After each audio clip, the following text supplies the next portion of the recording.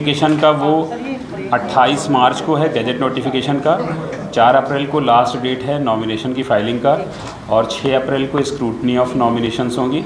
और withdrawal of candidate जो है वो जो कैंडिडेचर का विड्रॉल है वो 8 अप्रैल को है, 8/4। और 26 अप्रैल को अपना पोलिंग डे है। काउंटिंग तो आपको पता है 4 जून है।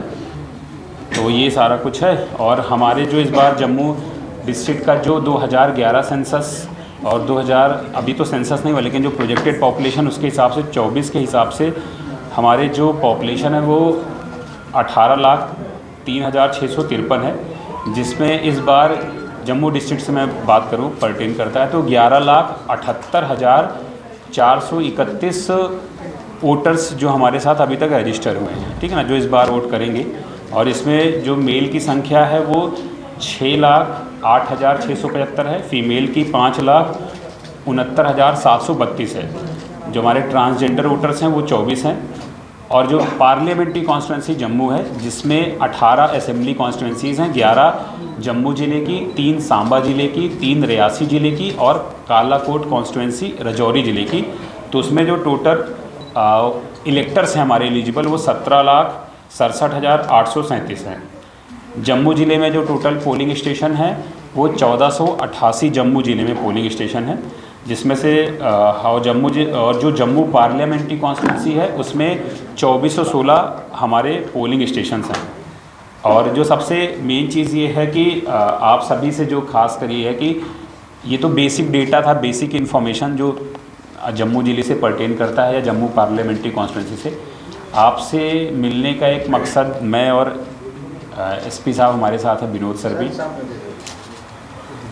ठीक है।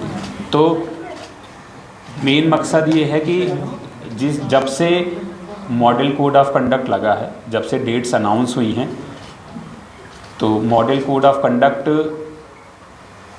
को इन्फोर्स कराना, उसका कोई वायलेशन ना हो, ये हमारी प्रायोरिटी है।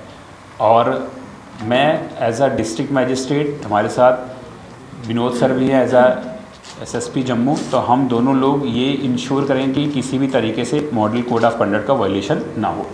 दूसरा चीज़ क्या है कि हर जो राजनीतिक पार्टियां हैं सबके लिए लेवल प्लेइंग फील्ड हो।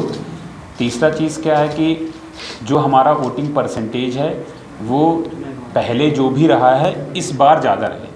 और मैं आपके माध्यम से जितने भी एलिजिबल इलेक्टर्स हैं मैं उनसे अपील करना चाहूँगा, अपील करता भी हूँ और अपील कर भी रहा हूँ कि आप सभी लोग भारी से भारी मात्रा में संख्या में निकल कर आएँ, अपने आसपास के लोगों को भी लेकर आएँ जो भी एलिजिबल हैं।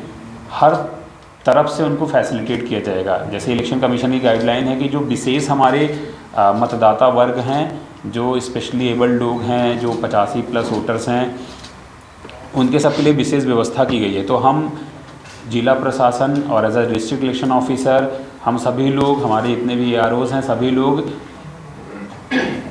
ये डिटरमिन्ड हैं कि उनको बहुत अच्छे से हम फैसिलिटेट करेंगे।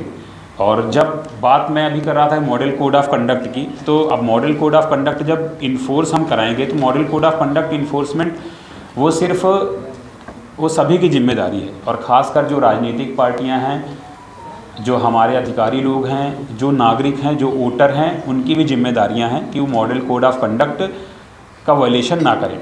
इलेक्शन कमीशन की जो मॉडल कोड ऑफ कंडक्ट की गाइडलाइंस हैं वो बहुत विस्तृत हैं।